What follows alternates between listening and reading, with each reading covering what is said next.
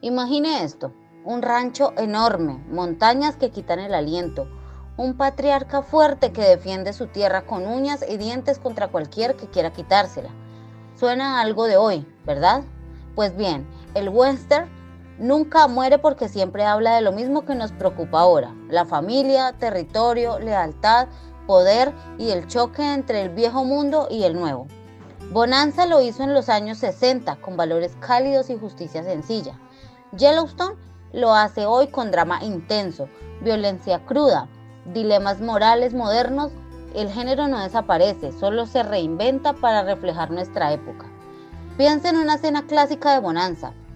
El papa viudo sentado en el porche de la Ponderosa con sus 3 hijos. Adam el serio, Josh el gigante bueno y Little Joy el rebelde. Alguien llega pidiendo ayuda, un vecino en problemas, un forastero hambriento.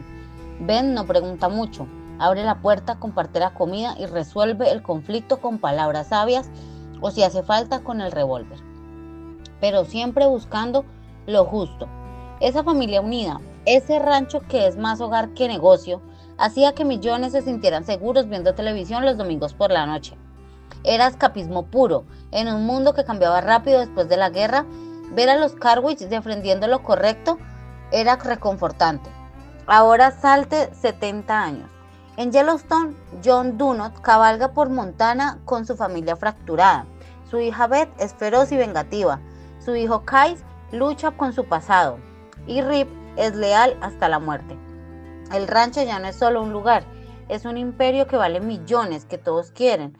Desarrolladores, políticos, nativos americanos, hasta el gobierno. John no duda en usar fuerza extrema para protegerlo.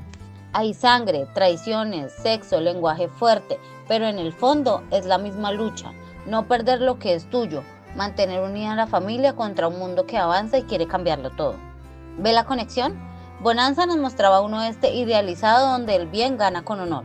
Yellowstone nos enseña un oeste realista donde el bien y el mal se mezclan y sobrevivir cuesta caro.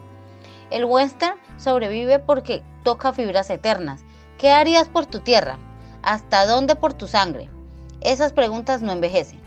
Hola, soy Laura. Amo el cine y las series desde chiquita. Me paso horas analizando cómo una historia nos hace sentir, porque ciertas sagas nos enganchan tanto. Y el western, me fascina, porque es como un espejo. Refleja lo que somos como sociedad en cada década. Hoy muchos sienten miedo al cambio, al perder tradiciones, al ver que el mundo va demasiado rápido. Series como estas nos ayudan a procesar eso. Y no se asuste, el western no predice el fin del mundo, nos recuerda que la lucha por lo nuestro siempre ha existido y siempre encontraremos formas de seguir adelante. Vamos al grano, con por qué este género es inmortal. Primero, el western clásico como Bonanza nos daba héroes claros. Ben era el modelo de padre fuerte pero justo. Sus hijos representaban diferentes formas de ser hombre, el intelectual, el fuerte físico, el impulsivo. Juntos resolvían problemas semanales, un robo o una inundación, una discriminación. Era reconfortante ver que la familia unida vence todo. En los 60, América necesitaba esa dosis de moral positiva después de tanta incertidumbre. Yellowstone da vuelta a esa fórmula. John Dutton no es perfecto, comete errores graves, toma decisiones duras. Su familia está rota por dentro, celos, secretos, dolor, pero luchan juntos contra amenazas externas enormes. Eso resuena hoy porque vivimos tiempos polarizados. Sentimos que perdemos terreno, que fuerzas grandes como empresas y gobiernos quieren quitarnos lo nuestro. Ver a los Dutton resistir nos da catarsis. Es como decir, sí, el mundo es complicado, pero la lealtad familiar aún cuenta. Segundo motivo, el paisaje. En Bonanza el color fue revolucionario, fue la primera serie western en color. Ver esos árboles verdes, el lago Tahoe, el rancho enorme, era como un viaje. Hoy Yellowstone usa drones, tomas aéreas impresionantes de Montana. El paisaje no es fondo, es personaje. Nos hace soñar con escapar a un lugar donde la naturaleza manda, lejos del ruido de la ciudad. Tercero, evolución del héroe. Antes del vaquero solitario resolvía todo. Bonanza cambió eso al enfocarse en familia.